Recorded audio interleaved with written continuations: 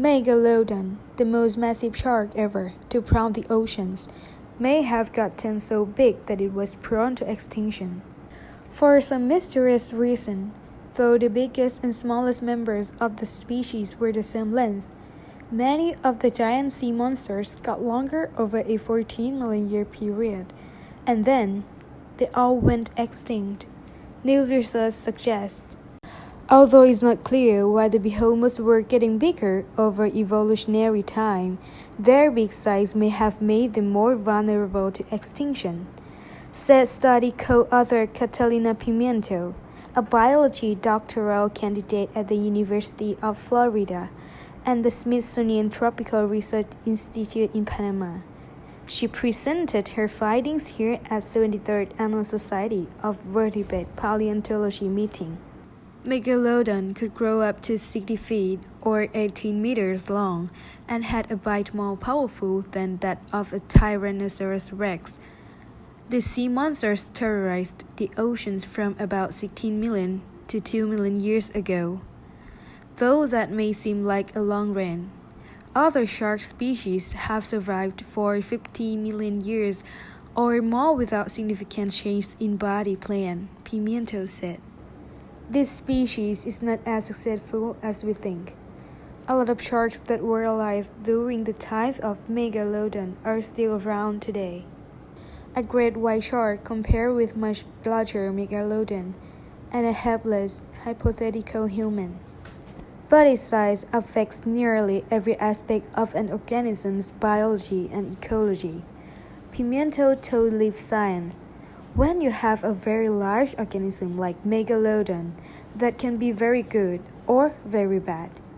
Bigger animals can eat a wider range of foods and be fiercer predators than their pipsqueak pals, but because they eat more types of animals, they also have more competition for those animals.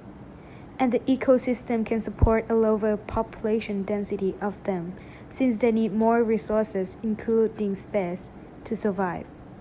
When food supplies dwindled, these giant creatures could have had a hard time finding enough food, Pimiento said.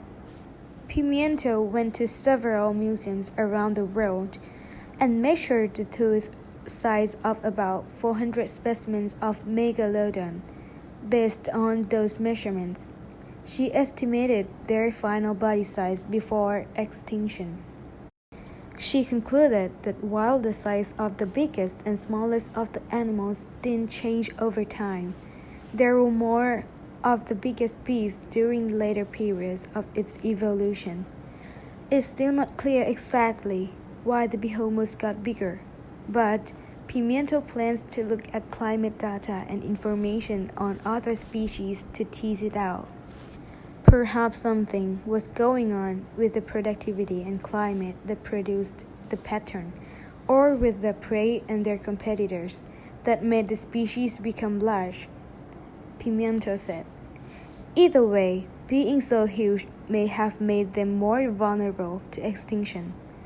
Though the Megalodon sharks died off, their close relative, great white sharks, still terrorize the seas today.